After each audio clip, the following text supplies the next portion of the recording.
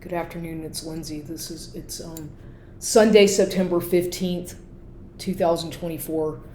And I'm going to talk today more about organized stalking and targeted individuals here in San Antonio, what they do to me. For example, on a daily basis, about what I go through. Because I'm so accustomed to what they do and their patterns of behavior modification, I guess you could call it, whatever they're fucking trying to do to me, to monitor me, I'm able to predict what people are going to be at the gym. Depending on what happened to me the day before, I can usually predict who's going to be at the gym that day, because I see their patterns and how they do this to me. Because I would say that at this gym, at any Gold's Gym I go to, but at this gym that I've been going all the way out, driving this far every day to go to, they make it especially noticeable that I'm being targeted by their, once again, like as soon as I get off the treadmill, somebody gets off the treadmill, or that, all that shit, the synchronized crap to let you know that they're monitoring you. They do all that crap, but I just usually just completely ignore it. And so, of course, depending on what I talk about in a video the day before, or what happened to me the day before, maybe, an argument with somebody, like, for example, the fucking sociopath who I think I finally got rid of this person once and for all, or anything going on in my personal life, because these people are obsessed with the person's personal life, like everything about your body. It's all about, like, your body, if you're with anybody, physically, if you're what you're eating, what you buy. They have an obsession with everything about your body, which is one of my main arguments against these predatory gang stalkers is that that's a violation of a person's rights. Like, they don't need to fucking go out of the way like that to harass and stalk somebody using medical people, and the crap that they do to try to humiliate and embarrass the target is extremely humiliating and illegal, because they know that they have to exaggerate situations to make you look stupid or to make you feel embarrassed or ashamed or whatever. And this is what they do to me because of whatever. They just have to blow everything out of proportion to make sure that you feel isolated and ridiculous because of their own envy, I'd say, and just ignorance. And whoever the fuck is the main perpetrator, like all these flying monkeys that they send to do this shit with me, they're always either working for the fire department, they work for the government, they're fucking undercover cops, they work for the sheriff's department, and they're other government people. And I see them all the time because they stand out like sore thumbs. And I try, or they're military, current or former ex-military veterans. And some of them I can get along with quite well. They're decent, nice enough people, and I can have a conversation with some of them. They're very nice, and they're down to, they're just good, and they seem like decent enough people. But others, they're stuck in this kind of hive mentality where they just give you dirty looks. They act really paranoid, which in fact rubs off on you because they know that you know who the fuck they are. You know that they're gang stalking you, so they have this kind of paranoid mentality about them, which kind of feeds the whole negativity of the fucking place. Like, there's a lot of negative energy in gyms, and this is something I have noticed for so long. Like, no matter, like, they can't stand to see people who are enjoying themselves at the gym. They can't stand to see somebody actually enjoy. Like, I really enjoy when I go there. I get so much out of what I'm doing on these machines that I really love it. And so this fucking pisses some of these people off. For whatever reason, it just makes them mad. And I see the looks on their face. I see them walking around giving me sneers. And it's like, I don't even know them. I don't know these people. I don't talk to hardly anybody, but I can see and feel their anger towards me for no reason whatsoever. Because like I said, the ones who do this to me, I have never had a conversation with them. It's just anything that they've been told about me, which is all hearsay, bullshit. Because as a targeted individual, any place you go, any place you work, God forbid, if you have a fucking job, they're going to do this shit. It's called a smear. It's like a smear campaign. It's a mobbing technique that they use. It's almost like it's constant behavior modification. And they target people who obviously are people who are quote unquote mentally ill, or people who, which in my case, I don't believe in the fucking labels, but yes, I have been diagnosed with various things in the past. And so they think that, oh, it's like they're on alert, right? They have to act like it's like a threat. Like they may as well have a big, huge fucking alarm go off when somebody walks in the door to let everybody know. That's how ridiculous it can get, because they exaggerate things to that extent to embarrass and isolate and humiliate the person who's being targeted. And it's very bigoted. It's extremely discriminatory. When they do this, they target people who are different. They target people who are just outspoken. And this is what they do. And today, and I knew who was going to, for whatever reason, I could predict before I even got there this morning who I was going to see. And I was right. I was exactly correct about who was already there. I could not believe that I was that right on. And I was exactly in my predictions on my way over there. I already knew, and sure enough, those were the people who were on the treadmills already, just kind of waiting. Just, it's like they were planted there, just, and they are looking at me kind of weird. And I'm not to say, oh, they all hate me, they're all against me, but they definitely were giving me some strange glances, let's just say. And I don't need to name the people, but I already knew who was going to be there. And like I said, they're there. One of the women, she's a woman who drives like a Jeep, Cherokee or Wrangler, a white woman, Caucasian, and she's probably a fucking cop or something. I assume she's government, military, government, or some police or something like that. I can tell from the way she behaves that she's definitely involved with some kind of government something. And I can tell. It's just, I don't know her name. I just see her there. A lot of times I'll see her walking in the parking lot. She used to circle around the parking lot a lot, or I'll see her when I'm driving on my way to the gym. I'll see her on Highway 78 walking down the sidewalk. So she obviously probably lives around close enough here to maybe walk here or whatever, but I think she probably lives nearby. And I know that she drives, and she seems like a decent woman. I don't know her. She seems like a nice lady, friendly lady. I don't know. But I just know, well, my point is that I know that she's involved with the monitoring of myself, okay? She's also one of these people who's keeping tabs on me as well. I mean, going there for whatever her reasons, but she's also probably being paid to be an informant or to kind of, a fucking spy. Because these people, they're really obvious about it. It's like they couldn't be any more fucking obvious about it because of the way the synchronicity of how it's so obvious. It's like, how could I not figure that out or see it when it's right in front of my face? And that's where the fucking government fucks up, is they assume that targeted individuals are just stupid. Like you're in a different world, like you're just on cloud nine all the time, like, oh, duh, I don't see anything going on, I'm just in a daze. That's exactly what they assume, but they're completely wrong in the fact that you, as their target, you see everything. You feel everything. You can pick up on people's energy. You can fucking pick up on their aura. You can pick up on their negativity. You can pick up on if they're happy or not, or whatever. At least I can.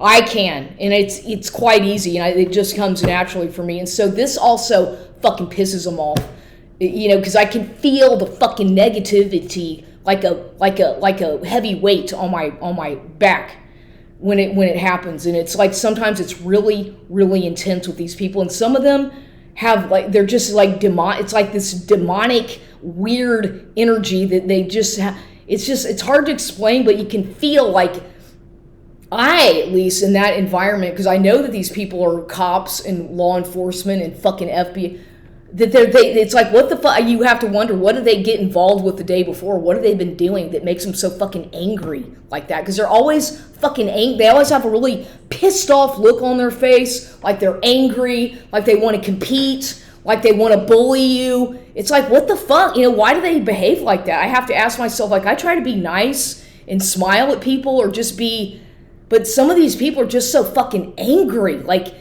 angry that you can feel the anger, like just seeping through their cells and their body. And I'm not exaggerating, because I have been going to gyms for so many years, and in particular here in San Antonio at the Gold's Gym, this kind of intense anger that these people have at Gold's Gym, it's like, what is it, a big fucking cop fest, or where they all go to, I mean, it's like a bunch of fucking angry police and military and fucking government, whatever the fuck, but they're fucking pissed off, most of them. There's one man who goes there, and I see him a lot, and he's an agent. He's probably some CIA, FBI, whatever the fuck, one of these alphabet agents, or a cop, or sheriff, I don't know. They're all, to me, it's all the same fucking thing. Or some kind of investigator. But he's got red hair, reddish hair. He's kind of shorter. He's always wearing he usually wears like Bermuda shorts and a colorful pastel Izod shirt or whatever, and like these sandals, or usually, and he gets on the treadmill for a little bit, and then he does these little things on, some of the machines, and I've never seen him say one word to anybody, ever. And I've noticed this man there for the whole time I've been there, which is over a year. Gosh, almost a year. Oh, shit. How long now? It's been like more than a year and a half that I've been going there consistently. So, I've seen him ever since I started going there, and I can see, I pay attention to people I see everybody and pay attention to people just like they monitor me. I do the same thing to them because I can pick up on little things that their behavior and the way they move, their body language, it tells me a lot about and a lot of times this man, you'll see him with these headsets on, or he's doing something on his phone. So he's some kind of government something, or working for something. I can tell you 100% sure. I don't know his name, but I'm willing to bet money that he's working for the government or some kind of something, also keeping tabs on me. And then there's another man, and this is sometimes what they'll do. So the blonde lady was there today. She's got really kind of a buzz cut. She wears glasses. She has some tattoos. She usually is wearing like a sleeveless tank top. So she was there. And I knew that because she was there, and I already predicted that she was going to be there this morning. And then this black man who's usually on the Matrix treadmill, the very end one, was there. He's like he seems like a friendly man. He seems like a decent, nice, pretty nice man. I have never talked to him either, but he seems friendly, as in like a good man, whatever. He's always, when he's there, and I don't see him all that much, but lately he's been there more. He's always on that Matrix treadmill, the very last one, or the very front one, very first one. And he was there, and he's kind of a taller, sort of thin man, black guy. And so, and then there's another. So I knew he was going to be there, and I was right about that. And then there's a couple, and I noticed him the other day, the man, a couple days ago, or I guess it was yesterday, he was there, and I was like, well, I used to see him all the time with his wife, or his lady friend, and she's also there. He's like a really tall, blondish red hair man with tattoos, glasses, bunch of tattoos. And they're usually wearing like rock and roll, kind of like they look like kind of goth, alternative type people, maybe musicians or artists or like tattoo art. I don't know what they do, but they seem to be, they've got a lot of tattoos and they seem like interesting people. I saw her, he was there yesterday and I didn't see her, but then she was there today with him, and I knew they usually get on the Matrix treadmill together, and they're very quiet. I don't really see them talking to anybody except themselves. And so I knew that she was going to be there today, and she was there today with him. And it's like I just knew these people. And there's another guy who wears a baseball cap with tattoos, and he was there. I knew he was going to be there too, and sure enough. And there's another woman who one time I had I commented when I was leaving out of the bathroom, the locker room. She was walking by and I said something about her tattoos. I said, I like your tattoos, and I said, what does it mean or something? And she said something about she had a tattoo of something that was in honoring her father, who she said had died had recently died. And she's kind of a shorter, about my height, maybe Hispanic, or Italian. I don't know. Maybe she's probably Hispanic, or she could be Italian, or I'm not sure. Kind of lighter skinned Hispanic lady with brown hair, kind of shoulder length hair. And at one time I saw her wearing an HEB uniform. I think she's an investigator or some kind of police officer as well, some kind of undercover something. I'm quite sure of it. I can tell by the way I could be wrong about that, but I pick up on these things. She's working for something. She always wears Converse tennis shoes. And she had today on a t-shirt, like a white t-shirt that had like some kind of zodiac circle thing on it. I'm saying she is a side job. I'm not saying that's what these people do full time, but I think that on the side, they probably are working as like a snitch for the government or some kind of an informant is what I'm trying to say. Because I can tell that they're doing something to keep tabs on me. And there's another black woman who I knew was going to be there, and sure enough, she's there, and she's kind of tall, she's loud, she's loud when she speaks, but she's very kind of animated and a lot of, like, talks really loud. She's friendly. She seems really friendly, but she's just really, at first I didn't like her for whatever reason, a ways back, because I thought she was kind of, but now I don't, she's okay. I don't know her name, but she seems like she seems like a nice enough lady. She's always talking about stuff, like the other day she's talking about moving trucks and having a couple guys help move furniture, because she talks really loud on her phone in the locker room, so I can hear her conversations, and I pick up on little things that she says, and so that, and another day, okay, so they are all there today. And it was kind of like, okay, this is interesting crowd today. And then the woman, I knew this other woman was going to show up at some point, because she usually shows up on Sundays and the weekends a little later, like maybe around like whatever, after I've already been there a couple hours. She's a really lank, kind of, not super tall, but she's tall, pretty tall woman. Very, very thin, real thin. She looks really thin. I mean, she's very thin, tall. She's usually wearing like a little fanny pack and a t-shirt and baggy pants. And apparently she's a retired teacher, or maybe retired. And she wears these glasses, and she just she's real quiet. I mean, she was there today, and I knew I was going to see her. I've never talked to her, but I saw her. I think she's Mexican or Hispanic lady. I'm not sure. So I knew I was going to see her. But like I said, these people are all, monitoring me. And it's kind of funny, because I'm like, well, what have y'all been told about me, and why? Because I know that they are. It's so fucking obvious that some of them are, that they are like informants or snitching, doing something, saying stuff about me behind my back. And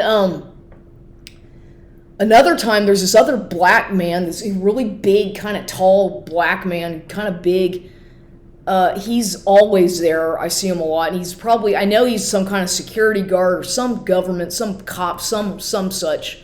But I heard him talking the other day, because he was talking really loud when I was on the elliptical, and he was doing this machine. And he started talking really loud about talking to somebody, and he was getting really mad at the person on the phone, saying, well, something about in the kitchen. I never said anything about the kitchen. And then he was getting really mad at somebody, and he was like barking orders at somebody on the phone and getting really pissed off.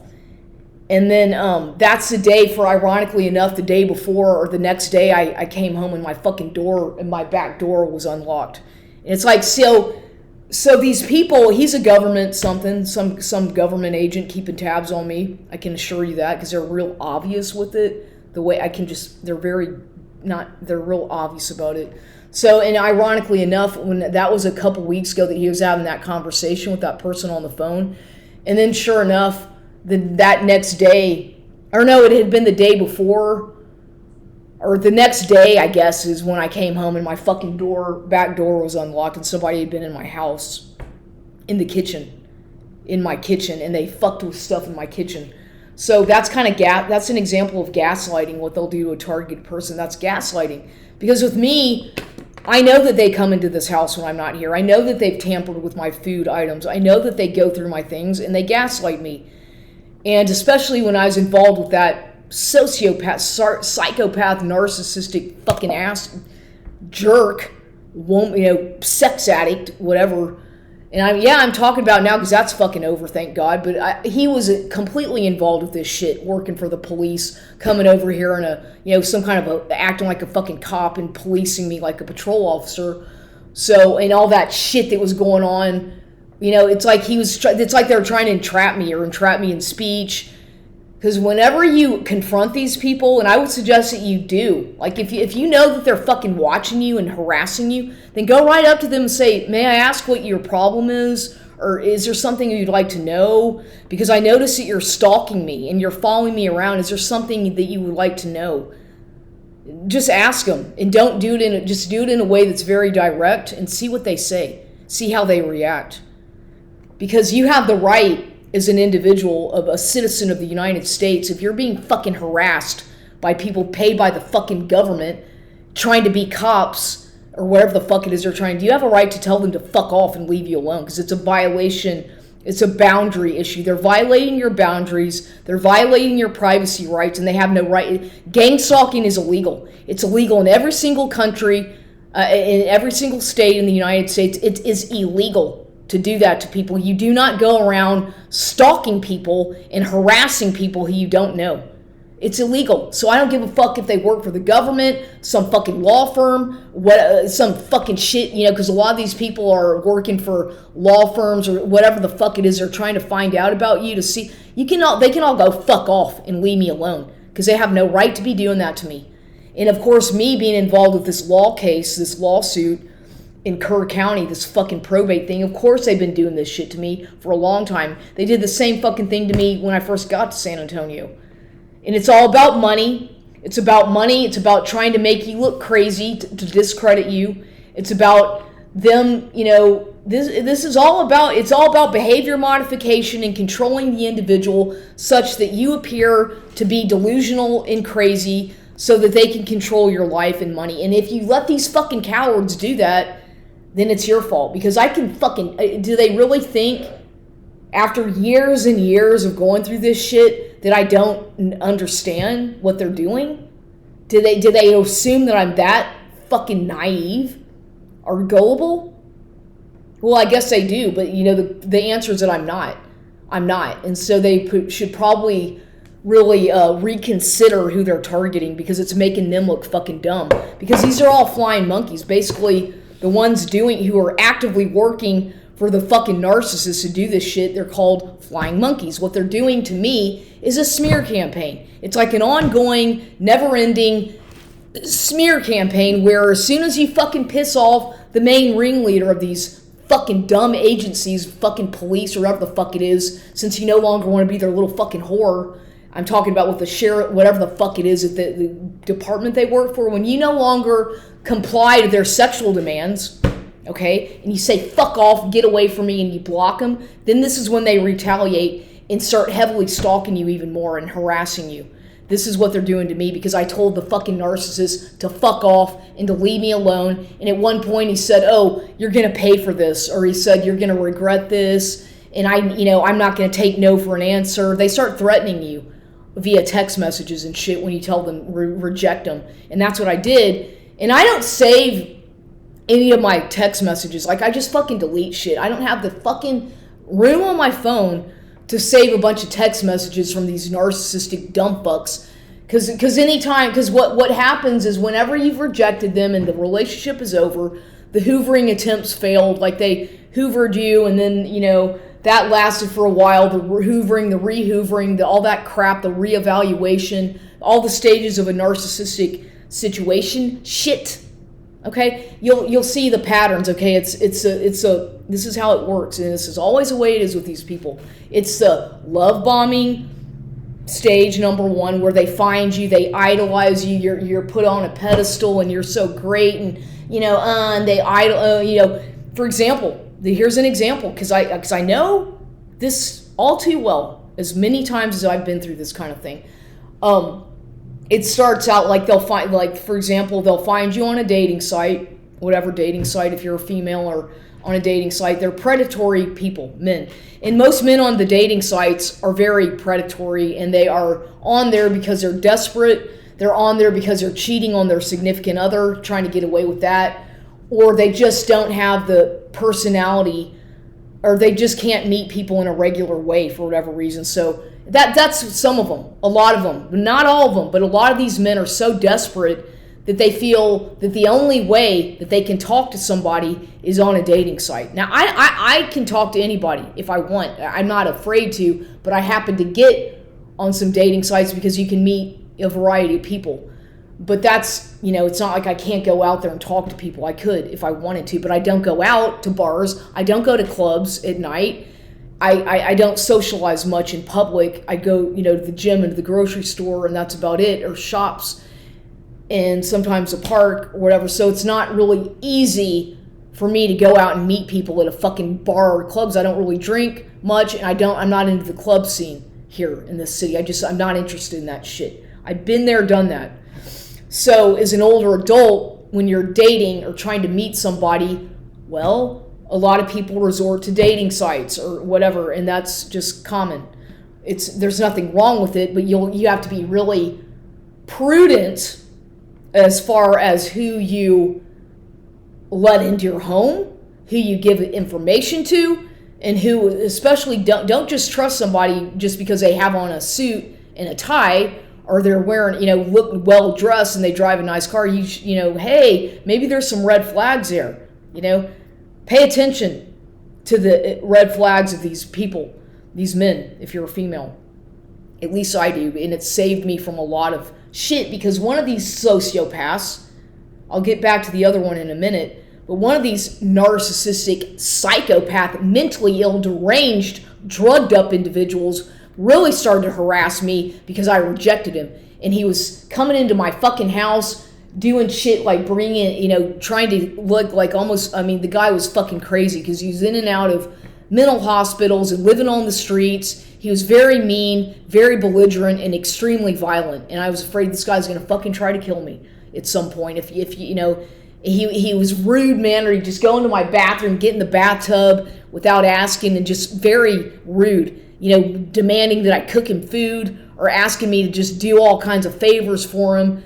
And I had never had any kind of intimate relationship with this man. It was just somebody who I was a friend with for a long time, who told me that he was an FBI informant and that he was working for the government and this, that, and the other, and just all kinds of stuff. But then I was like, at first I was like, no, and then I realized, yeah, he probably really is. And he talked about Freemasons and how a lot of stuff about his father and his family and his mother and his situation with his daughter and his wife, just a lot of stuff that was like way beyond anything that I was able to fit. It's like I can't, fit. I'm sorry, but he was always getting into fucking trouble with the police and drug user, abuser of meth.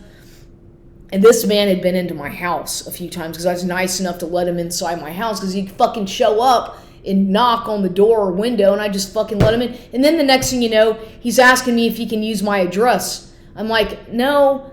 I'm like, he started using my address to have mail sent, letters from the post office.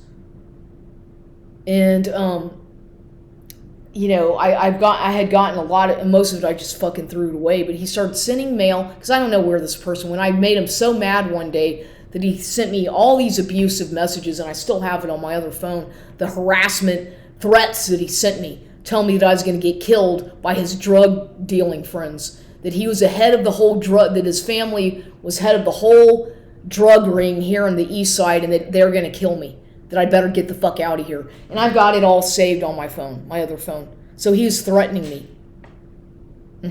And I never did a fucking thing to this guy, except one time refused to go pick him up at the fucking Walmart. It was way the far away, because I was like, no. That's the only thing I ever did wrong, as far as him blowing up and getting so angry at me. I never did anything to that man, ever. I was very nice to him, and that's my mistake, is being too goddamn nice and trusting towards people who just, for whatever reason, project all this stuff onto you because you remind them of their ex, or you remind them of somebody that upset him. And then, of course, this man was a fucking bisexual or closet gay or openly gay yet whatever. It's like, okay, this is just way too much for me. I can't deal with this shit. Giving him rides and trying to be nice to him, and it's got to stop, because he has like about 5 different Facebook profiles I found out.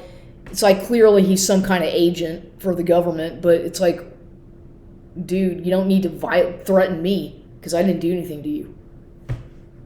I'm not going to say his name, but I think he left the city. I don't even know if he's still in San Antonio. I haven't seen him. But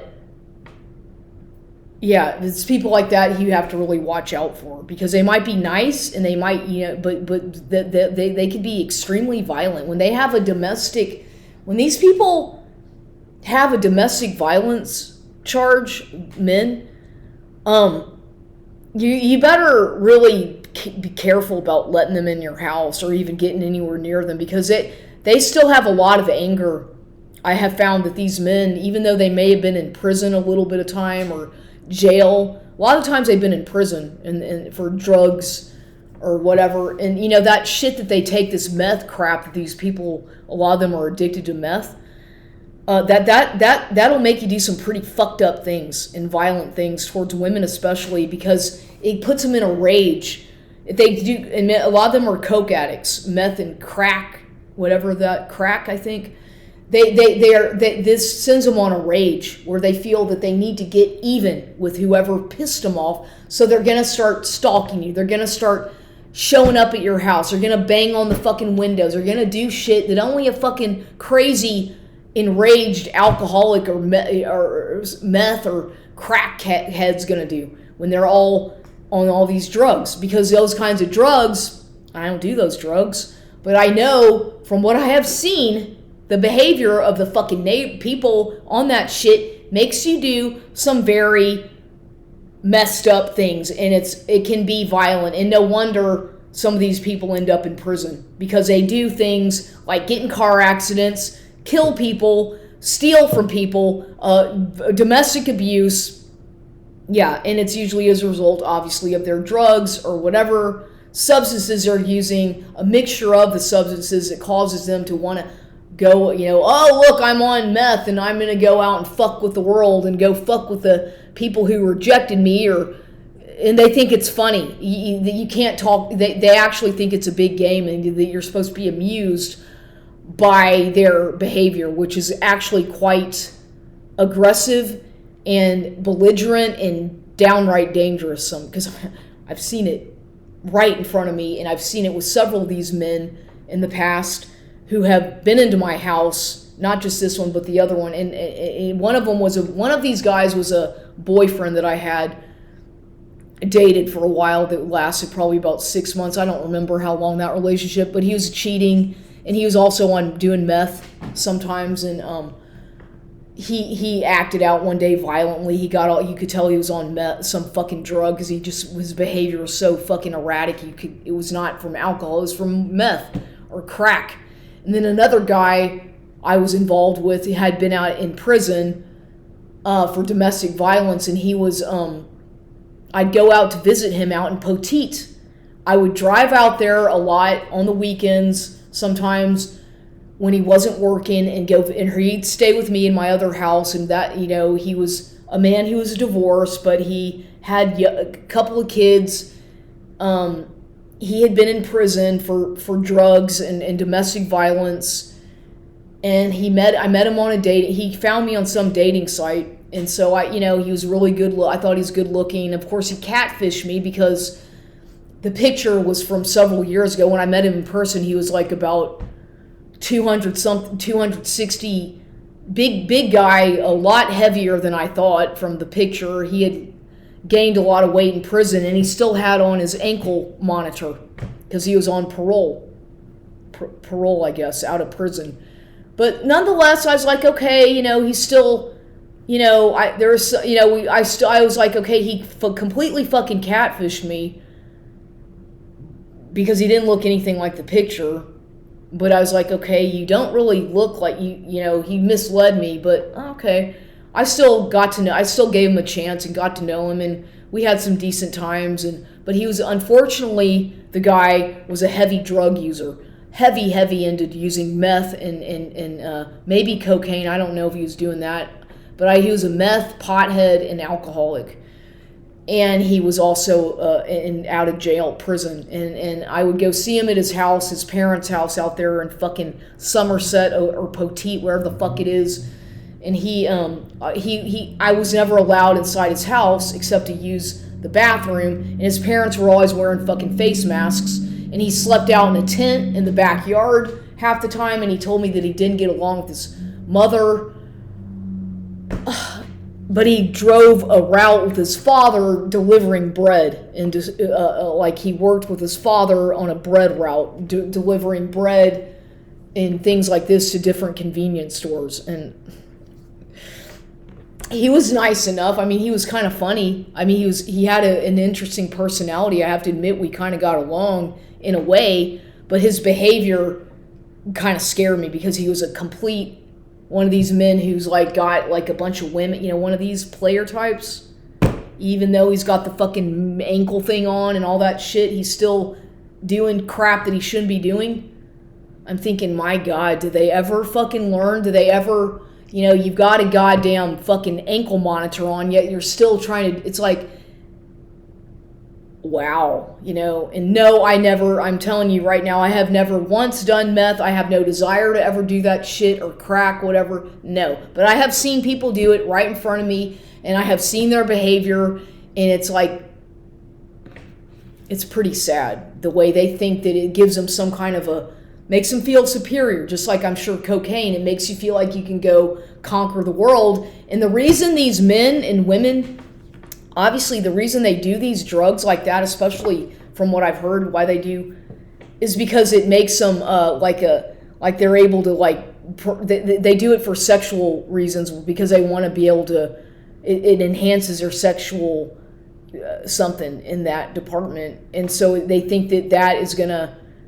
That's what I've heard, and I guess that's why they do it, because they feel inferior without the drug. They feel like that makes everything better, when in fact they're so fucking high on the drug that once you're down from that shit, it's like, well, was it really worth it? Did you get an STD while you're at it? Did you end up shooting somebody or, get a domestic violence charge because you're so fucking high? But they're so in the moment. They're so impulsive. These people are very impulsive. They're very narcissistic, and they're extremely sometimes sociopaths. And they just don't seem to think that anything applies to them. They don't seem to think that there's consequences for what they do. They just ignore consequence. They seem to think they're above the law. I know that shit's illegal. I don't mess with that crap. I don't do illegal drugs, period. But these people who do seem to think they're invincible. That, I'll do whatever I want. Nothing, there's no consequences for my behavior. I don't care if I fuck people over. I don't care because I'm so impulsive. I need it now, me. And this is their behavior. This is how they behave when they're on that shit. So yeah, it's kind of funny. It's funny, but not really, if you know what I mean. It's like, it's pathetic, it's amusing, but at the same time, it's like you want to help them, but you can't really help them unless they want to help themselves to get off that. So it's like, what do you do when you're, what can you really do? You really can't do anything unless they themselves want to help themselves and they know they have a problem. Then maybe something can happen, but usually it's sometimes they're too far gone with the addiction. If they're still 45 or in their 40s doing that stuff like on a daily basis, doing these hard drugs, well, that's going to be really difficult for them to just completely wean themselves off of these drugs, because sometimes it's impossible. Other times they can get off the drugs if they go to rehab, which a lot of them have been to rehab. A lot of them have done all that, but it doesn't work. I'm like, why don't you just get your fucking ass to the gym or do something, go maybe go sweat and go to the gym and do something that doesn't have to do with having to do that, and maybe you'll feel better about yourself instead of fucking doing drugs like that. But no, they get offended if you try to help them. They get offended about anything, so you have to be really, it's like walking on eggshells with these people. because they don't. It's like, well, what do you want with me then? You're the one who found me. You're the one who keeps coming to me and calling me, so it's like, well, obviously, you know what I mean? It's weird but that's in the past. I'm saying it's like, they're very manipulative, they gaslight, and they clearly have a personality disorder. And men, just as well as women, can have histrionic, borderline personality. With women, it's histrionic. With men, it could be borderline or narcissistic personality disorder, sociopathic. Even if a man is major depression, that's still under the category of narcissism sometimes, or bipolar can still fall under the category of this, or multiple personality disorder. There can be an array of things that are going on in that person, but usually it's a result of psychosis, maybe the drug-induced psychosis that led them to get that diagnosis in the first place. There's a stigma. Obviously, there's a stigma with any kind of diagnosis of mental illness. There's a stigma which society is very cruel towards individuals who have, been given a diagnosis. Maybe that person has been through rehab. Maybe they've tried everything to help themselves and they're struggling.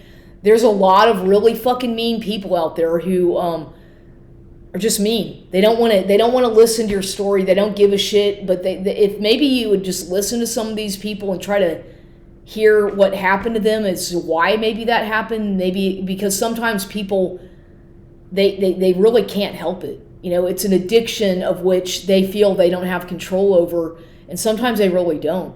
Sometimes they do, but sometimes they just can't fight that addiction demon. Look, I saw it with my own father, okay? My own alleged father, Ben Baldwin, who was a fucking Ben Armistead Baldwin Jr.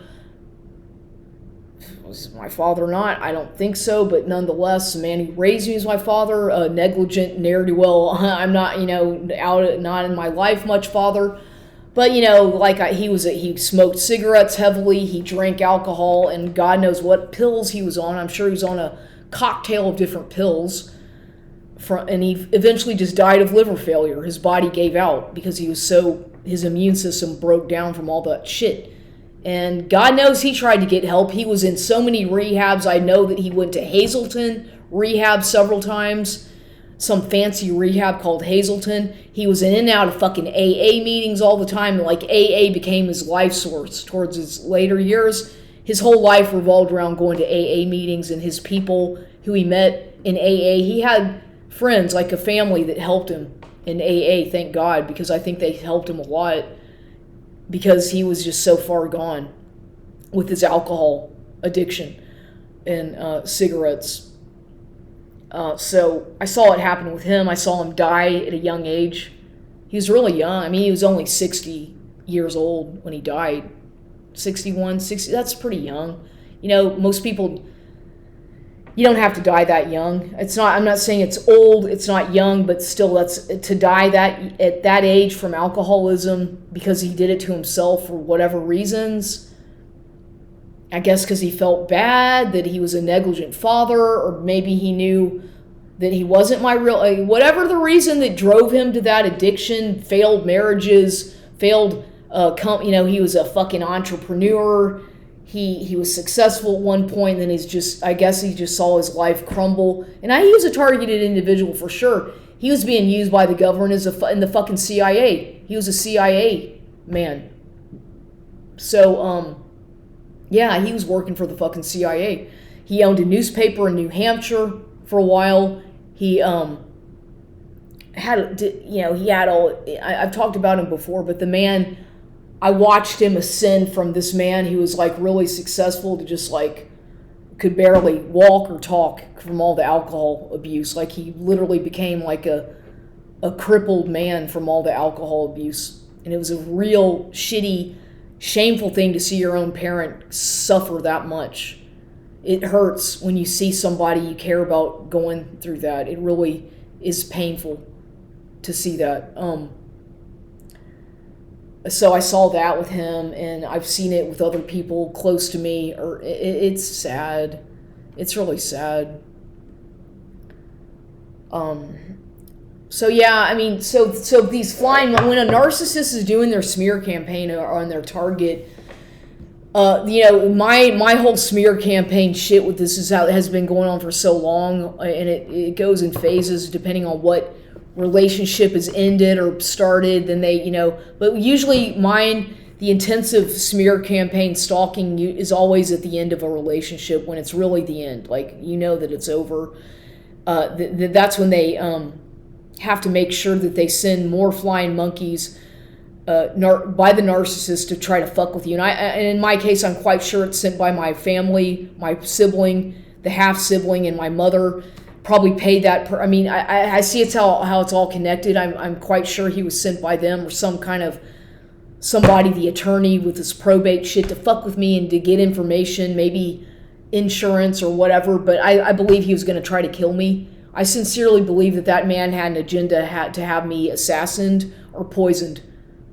Many a times he would bring Dr. Pepper here to my house from Whataburger, and several times I could assure you that there's something in that fucking water. I could feel that he put something in there. I could almost feel, I sense that he had tried to poison me. That's what I think. That he was trying to kill me, slow kill, to make it look like I died. But I really sincerely think that he was trying to poison me, and that he did a few times put something in the Dr. Pepper. Because I made him so mad. Like I kept thinking to myself, if I've made this man so fucking mad by calling him out for shit via texting and telling him, why the fuck would he keep wanting to come back to my house and be nice to me? No, he was trying to fucking kill me. And he was trying to get revenge on me. That was clear after a point, that he would be so fucking mean. The things that he would say to try to drag me down, it got to the point where I cannot believe that I kept letting him in my house. So it can get really nasty. And when they work for the police as an agent or an undercover cop or whatever, or what, you better be sure that they're going to continue to harass you and stalk you until you might have to get, it's like with me, I'm like, well, this motherfucker, as many times that I had blocked him and he still kept persisting and calling me and leaving me messages even though I blocked him and saying I need to, they become desperate because they get an addiction to something.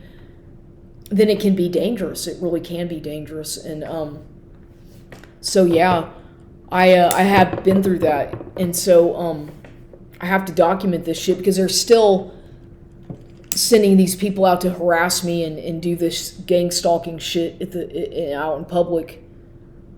So I've talked now for a long time, and this is all I'm going to talk about today because this is something I go through every single day. I'm not trying to play victim. I'm not a victim. I'm a survivor. I'm not trying to portray myself as being a victim right now. I'm just documenting these weird things that happen to me daily, on a daily basis in my situation.